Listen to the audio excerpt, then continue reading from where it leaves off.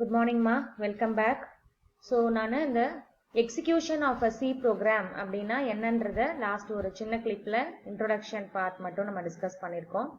execution அப்படின்னு சொல்லும் பொழுது ப்ரோக்ராம்ல நீங்க கொடுத்திருக்கிற இன்ஸ்ட்ரக்ஷன்ஸ் ஒரு ஸ்டேட்மெண்டா எடுத்து அந்த ஸ்டேட்மெண்ட்டை கம்ப்யூட்டர் செயல்படுத்துறதுக்கு பேரு தான் execution. ஓகே, ஸோ நம்மளுடைய சிலபஸ் ஓரியன்டா நம்ம என்ன கம்பைலர் யூஸ் பண்ண போறோம் அப்படின்னா டர்போ சி கம்பைலர். ஆல்ரெடி நான் ப்ரீவியஸ் கிளாஸஸ்ல உங்களுக்கு கம்பைலர்னா என்னன்றத சொல்லியிருக்கேன். Along with that another term நம்ம ஒன்று டிஸ்கஸ் பண்ணோம், இன்டர்பிரட்டர். ஞாபகம் இருக்கான்னு யோசிச்சு பாருங்க. ஸோ கம்பைலர் அப்படின்னு சொல்லும் பொழுது நீங்க ஹை லெவல் லாங்குவேஜ்ல கொடுத்துருக்கக்கூடிய இன்ஸ்ட்ரக்ஷன்ஸை எடுத்து அந்த லாங்குவேஜை மெஷின் லாங்குவேஜா கம்ப்யூட்டர் அண்டர்ஸ்டாண்ட் பண்ணிருக்க மாதிரி லாங்குவேஜா கன்வெர்ட் பண்ணி கொடுக்கறதுக்கு பேரு தான் கம்பைலர். அலாங் வித் தட் கம்பைலரோட செகண்ட் ஒர்க் என்னன்னு கேட்டீங்கன்னாக்கா, உங்களுடைய ப்ரோக்ராம்ல ஏதாவது நீங்க சின்டாக்ஸ் ரூல்ஸ், அதாவது ஒரு லாங்குவேஜ்லயும் கிராமர் இருக்கும் இல்லையா, அந்த மாதிரி கம்ப்யூட்டர் லாங்குவேஜ்ல கிராமர் அப்படின்றத நம்ம சின்டாக்ஸ்ன்ற வார்த்தை யூஸ் பண்ணி சொல்லுவோம். சின்டாக்ஸ்ல நீங்க ஏதாவது தப்பு பண்ணிருந்தீங்கன்னா அதையும் உங்களுக்கு சொல்றது யாருன்னா இந்த கம்பைலர் தான் சொல்லும். ஸோ உங்களுடைய ப்ரோக்ராம்ல சின்டாக்ஸ்ல எந்த மிஸ்டேக்கும் இல்லாம இருந்தா டோட்டல் ப்ரோக்ராமை எடுத்து ஹை லெவல் லாங்குவேஜ்ல இருந்து சிஸ்டம் அண்டர்ஸ்டாண்ட் பண்ணிக்கக்கூடிய லாங்குவேஜ்க்கு கன்வெர்ட் பண்ணி கொடுக்கும் இந்த compiler. Okay, so for our C language we are going to use the Turbo C compiler. ரைட்டுமா? ஸோ இப்போ நம்ம மெயின் கான்செப்ட்ஸ்க்கு வந்துடலாம். என்னென்ன ஸ்டெப்ஸ் இருக்கு, what are the process to be followed to execute a program using Turbo C compiler. நீங்க செய்ய வேண்டியது 3 விஷயங்கள். first step creating the program. Second step compiling the program. Because நம்ம once high level languageல program எழுதிட்டாக்கா அதனுடைய low level languageல நம்ம வந்து convert பண்ணி தான் we have to give it to the system. அதை வந்து நமக்கு செய்யறது compiler. And the last phase வந்து linking and running the program. So இதுதான் actual execution of the program. Okay, so இந்த 3 different phases இருக்கு. அதுல first எடுத்தோன்னா creating the program. So நம்ம என்ன பண்ணணும்னா டர்போ சின்னு சொல்லிட்டு நம்ம ஒரு சாஃப்ட்வேர் டவுன்லோட் பண்ணி வச்சிருக்கோம். அதை நீங்க டபுள் கிளிக் பண்ணீங்கன்னா உங்களுக்கு டர்போ சி எடிட்டர் ஓபன் ஆகும். அதுல போய் உங்களுடைய ப்ரோக்ராமை நீங்க டைப் பண்ணலாம். For example this is a simple program #include stdio.h main keyword வந்துட்டு ஸ்டேட்மெண்ட் வந்துருச்சு. இதுல நீங்க நோட்டீஸ் பண்ண வேண்டிய விஷயம், லோக்கல் டிக்ளரேஷனும் இதுல நம்ம கொடுக்கல. ஓகே, சோ லோக்கல் டிக்ளரேஷனும் எல்லா ப்ரோக்ராமுக்கும் கம்பல்சரின்றது கிடையாது. ஸ்ட்ரக்சரை பொறுத்த வரைக்கும் அதுவும் வந்து நமக்கு ஆப்ஷனல் தான். Okay, so this is a simple program. இது அப்படியே நம்ம டைப் பண்ணி என்னவா நம்ம ஸ்டோர் பண்ண போறோம், அந்த ஃபைலுக்கு ஏதாவது ஒரு ஃபைல் நேம் கொடுத்து .c அப்படின்னு கொடுத்து நம்ம சேவ் பண்ணணும். நீங்க வேர்ட் எல்லாம் யூஸ் பண்ணிருப்பீங்கன்னு நினைக்கிறேன். வேர்ட் டாக்குமெண்ட், பிடிஎஃப் இதெல்லாம் நீங்க உங்களுடைய மொபைல்ல டவுன்லோட் ஆகும் போதே எக்ஸ்டென்ஷன் சொல்லிட்டு ஒரு 3 வேர்ட்ஸ் வந்து நமக்கு வரும். டாட் வச்சு .doc அப்படின்னா அது ஒரு வேர்ட் ஃபைல், .pdfனா அது ஒரு பிடிஎஃப் ஃபைல், .jpg அப்படின்னா அது ஒரு இமேஜ் ஃபைல். அந்த மாதிரி நமக்கு ஒரு டிஃபரன்சஸ் நமக்கு தெரியணும். ஸோ சிமிலர்லி ஒரு சி ப்ரோக்ராமோட எக்ஸ்டென்ஷன் பார்த்தீங்கன்னா ஃபைல் நேம் .c அப்படின்னு சொல்லி தான் நம்ம சேவ் பண்றோம்.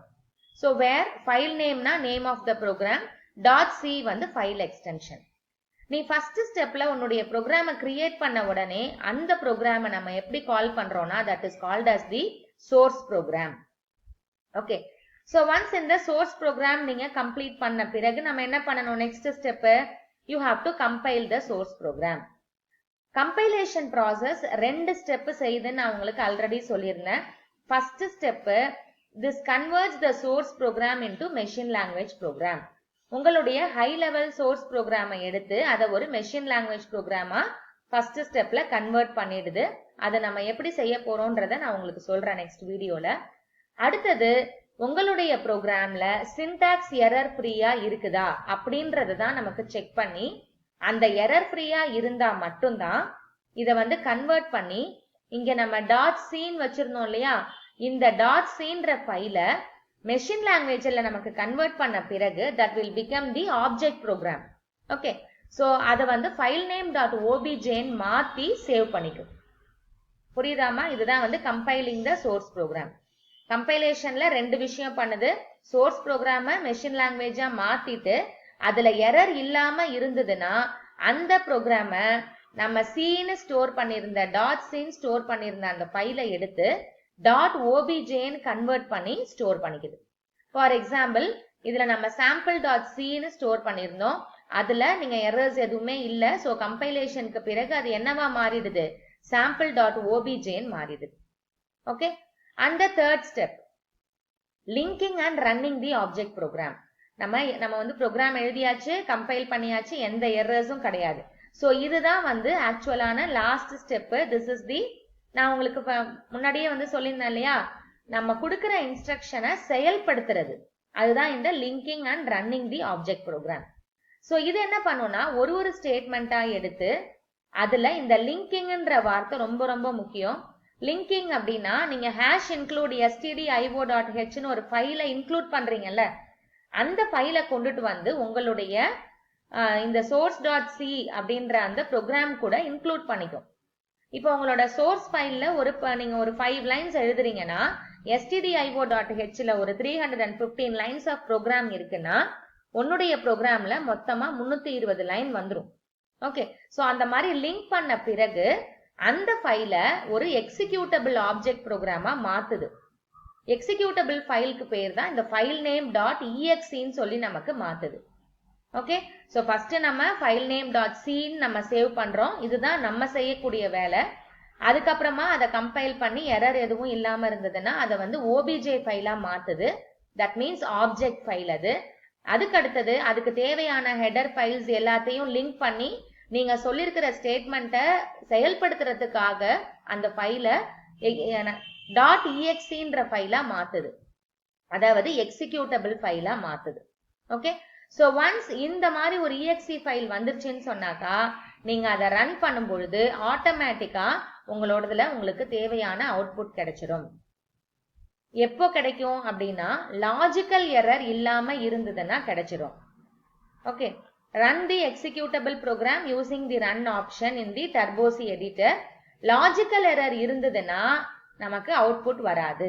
திரும்ப நம்ம போய் நம்மளோட ப்ரோக்ராமை ரீகம்பைல் பண்ணி அதுக்கப்புறமா அதை லிங்க் பண்ணி அதுக்கப்புறம் உங்களோட அவுட்புட் நீங்க பார்க்கணும். அந்த லாஜிக்கல் எரர் என்னன்றதை நான் உங்களுக்கு நெக்ஸ்ட் கிளிப்ல காட்டுறேன். சிமிலர்லி ஒரு டர்போ C எடிட்டர் எடுத்துட்டு அதை வந்து நம்ம எப்படி எக்ஸிக்யூட் பண்ணலான்றதையும் நான் உங்களுக்கு பிராக்டிக்கலா செஞ்சு காட்டுறேன். ஓகே.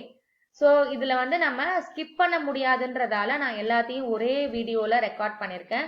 சோ கொஞ்சம் லென்த்தி வீடியோவா தான் இருக்கும். கேர்ஃபுல்லா வாட்ச் பண்ணுங்கம்மா. ஓகே. தேங்க்யூம்மா.